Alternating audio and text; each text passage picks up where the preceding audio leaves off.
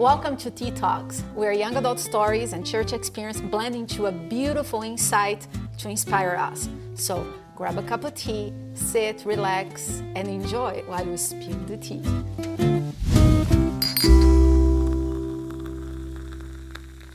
I have with me here today a new friend, Joshua. Joshua, thank you so much for accepting the invitation to be part of this new video series. I am so happy that you're here. Thank you so much, and thank you for the invite, Pastor Chris. It really is an honor and a privilege to be here and be a part of the experience to help expand ideas around church and Christianity and those types of things. That's awesome. Well, why don't we start with you telling us a little bit about yourself, who you are, where you're from? Originally born and raised in South Carolina, was part of a church community my entire life there, and I really had a great opportunity in being able to grow up in a community that was close-knit, that was very Southern in its way of being as far as the Southern charm. It's a real thing. So I grew up in a community where being welcoming and being part of a bigger family was very important. And so now I have moved recently to North Carolina, enjoying it. Not vastly different, but definitely different. Different cultural ways of being, coming from a small town, now being in more of a city atmosphere. So it's been a good 30 years so far, and I'm having a good time. That is awesome. When you talk about like the Southern charm, I'm from South America, from Brazil. So everything I'm learning as I go, and it took me a while to understand the South. The Southern culture. Yeah, that's right. I feel like the Brazilians, we're more like the New Yorkers, like fast-paced, talk, and direct. That might be the truth, but in my experience with Brazilians, you have a better attitude about things than I would say about New Yorkers. I didn't live there, but I love everything about cultures, different cultures. So when Same. I moved to North Carolina, and Tennessee. I lived in Tennessee for a while too. So learning the different cultures, I'm fascinated about it. So I love it. And the small town feel is what we grow up watching in movies, so I lived 20 years in Florida, and I play around that. I say I lived 20 years in Florida, then I moved to the United States, because those were the different things that I started seeing, when I actually moved out of Florida. So I loved it. Well, I think this is a good segue for the topic that I want to talk to you about it, because I think it's all about the South. How do you define the concept of best neighbors? Being the best neighbor does have a lot to do with culture, but also understanding the concept of people within your own community might be from a different culture and therefore might see and do things a little bit differently. Being accepting of that, of where people come from, recognizing why they are the way that they are, and still loving them in a way that is accepting of them as an individual in the broader family of Christianity, is a way that you can be the best neighbor.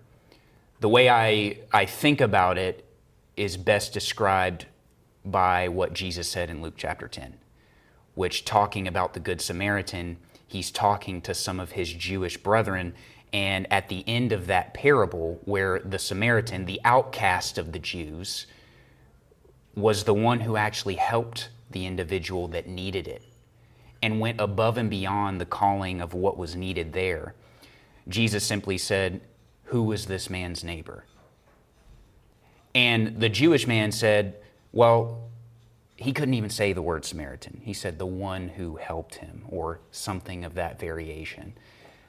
That's what being the best neighbor is. Showing up to your community, looking past what cultural differences might be there, and having people be a part of your community as if they are your family.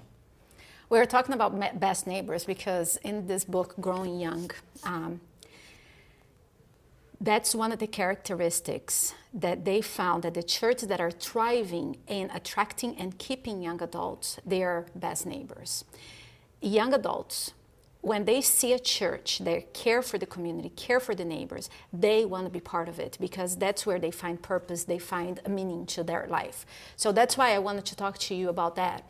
Have you witnessed, either in the church that you are now or church that you were before, have you ever witnessed or practiced this idea? So give me a specific. So how do you feel like a church looks like when they are being best neighbors? I'll give a personal example. I have a friend of mine who his dad had gone through some difficulty in life, was actually incarcerated. And when he got out, he needed a place to live. At the time, I owned a home, and that home had an extra room. And so I was actually requested by my friend if I would open up my own home to this individual. And I went ahead and did it, knowing the risks, understanding that there was even a cultural difference between the person that I was letting in my home and myself. Sure, we had some commonalities. However, he came from a different background than what I did. This man was much older than I was. But I saw a need, and I wanted to be a part of positive change for this individual. There may not have been a better opportunity to witness to someone of that nature than to actually bring them into my own home. I make that distinction because the church is supposed to be our home. And if the church is supposed to be our home, inviting people of all backgrounds, of all cultures, the ones who have made big, huge, giant mistakes, which admittedly is very, very difficult for me sometimes, especially depending upon the type of mistake or the severity of that mistake that you have made. It can be hard to invite them in, but then realizing that these people are people, they're human beings that desire relationship, that desire love, and are seeking those things and probably filling their life with things that shouldn't be. They're filling a void that is Jesus-sized, and they're not filling it with Jesus. They're filling it with other aspects of culture and things around them. If we can be a part of showing them Jesus and bringing Jesus to them, they might be able to actually fill that void and put their life on a track that is much better than what it was or what it could be. I'm listening to you, and I'm trying to put myself in your shoes, and I'm going to be honest with you.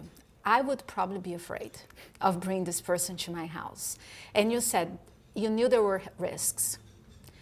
What made you think, okay, there's a risk. I'm afraid that I don't know what this individual did, but I'm bringing this person to my house. What helped you overcome this fear of the risk or concerns? What made you say, let me bring this person fresh out of prison to my house? Just like with anything, whether you're talking life in general, or maybe your investing portfolio, or driving down the road, you're going to mitigate risk. If I get in my car, I'm going to mitigate the risk of my life by putting on a seatbelt. I had a great relationship with this individual's son, and that relationship continues to this day, and my relationship with the individual that stayed with me continues to this day. But I had support from the get-go. In a church community, for example, you're bringing people into your home, and you're trying to witness and bring them into the fold and have them understand that they are wanted and needed, but you also have support behind you and beside you and in front of you. And that's what being part of a community is. I was able to look at his son and say, you got my back on this? And his son said, absolutely. I got your back on it. We will kind of play it by ear, but this is kind of what's needed. And if we can take this step, we can figure it out as we go. And sometimes that's how the church can operate too, if we decide to. It's difficult. It's difficult to bring people in that might change things or might change the way that we have to behave. but mitigating risk by understanding that you have people beside you, behind you, and in front of you to support you and this new individual or individuals coming in, that is very, very key. And I think we do ourselves a disservice. Been recently studying the concept of prayer and how that is integral in your Christian walk. Fervent prayer is so necessary because what we're doing is actually ascending to the throne of God and asking Him for help to accomplish a task that might be difficult for us to accomplish on our own. So whether or not the human beings next to us and behind us are helping, we always can go to the throne in order to receive a spiritual help that is limitless. You know what you made me think right now? The incredible risk that God took when He created free beings. You know, isn't it amazing how God gives us experiences that takes a risk just to show to us how much He loves us and the risk that He took to create beings that could just choose not to love Him. Yep. You know? Absolutely. And the risk that He took in sending His Son to be a part of the community, to be integral in the culture, to be part of bringing people into the fold. That was a risk in and of itself. To think that Jesus came to the earth and there was no risk, that it was just automatic, that He was just going to do everything that He had to just because, there was risk there. There was absolutely risk there. So many different things, and you see it throughout Jesus' life. All the different times that people tried to take His life, all the different obstacles that were put in His way. So there's this constant idea of risk that has been taken even by God Himself and understanding what the circumstances and outcomes could be, but also understanding that this is the best way to move forward. Do you feel like this experience of being a good neighbor, of helping somebody, did that change anything in you? Absolutely. Life is not about you, the individual. I can't expect for the world to revolve around Josh. I can't expect for everything to go my way. And when you put yourself out in a way that you have to bring somebody else into your world, it's no longer just about you. I have this saying, in every reaction or in every action or in every situation with other people, it's not about you, it's about me. Now that might sound selfish, but what that actually means is it's not about what Pastor Chris does in the relationship and how she reacts. It's about how I react, because guess who I have control over? Me, not Pastor Chris. So however you show up to the relationship, I can't control. But how I show up to the relationship, I can. And this applies to any situation, any relationship that you show up to and have to interact with human beings. You can control you, and you can't control anybody else. And that's what these types of situations help me realize. What would you say, which kind of like it's obvious, but just get a little more into why is it important for young adults, for young people, to get involved and be best neighbors? I would say this is the everyday practice of what Jesus did on this earth. He was so outward that He would neglect even Himself in order to help other people. And I think that that's so important because Jesus had such a heart for individuals and for people that He would do anything for them. If you've participated in watching The Chosen, there's one episode, I think, in season 3, and Jesus is out there and he's healing everybody. And the whole episode just revolves around Jesus is out in this field and there's just lines and lines of people and He's healing. and helping and talking to and praying for all of these people. And all of the disciples are going back and forth to the camp to eat and participate in these other things and play some games and all this kind of stuff, but they all start arguing about who's who and what's what and why. And the way that episode ends is Jesus comes back, clearly exhausted from helping other people. And he looks at his disciples who are there arguing with each other, telling each other why each other have done the wrong thing. And Jesus says, I'm tired. Have a good night. And the first thing that he does is he gets in his little tent area and he starts praying. And it just, what that pictured for me, what that really grasped for me was Jesus' focus was not the wrongs of other people as much as it was the help that the other people needed. And that is so important. You want to be the best neighbor that you can be? Focus on what people need help with and not what they've done wrong. And I'm telling you, as a person who that's difficult to do sometimes, especially when people make mistakes under their own volition, under their own decisions, it can be hard to say, well, that's okay that you made the wrong decision. Let me just love you anyways, right? That's difficult sometimes. But that's not what we're called to do and be. I think Jesus shows throughout the Gospels that people are important, and helping those people overcome whatever it is that they have done to themselves or what has been done to them is so important to bring them into the fold and make them part of the community. I love it. I think what you said is right on it. A lot of times we, instead of focusing, what can I do to help the situation? What can I do to help this person who is living a life that is not exactly the best life? What can I do to help this person? We focus on what they're doing wrong. I remember a time a while ago, several churches ago, that I noticed that they were willing to take money out of their budget to send money to people in Africa.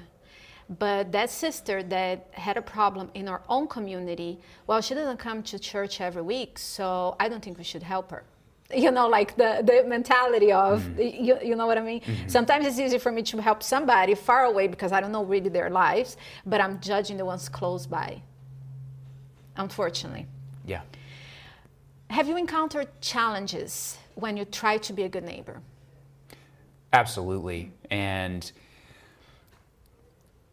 sometimes you get burned when you play with fire. And that's what it can feel like when you step into these types of situations and scenarios. There were several ways, for example, in my own, to say that bringing this gentleman that I brought into my home was a cakewalk.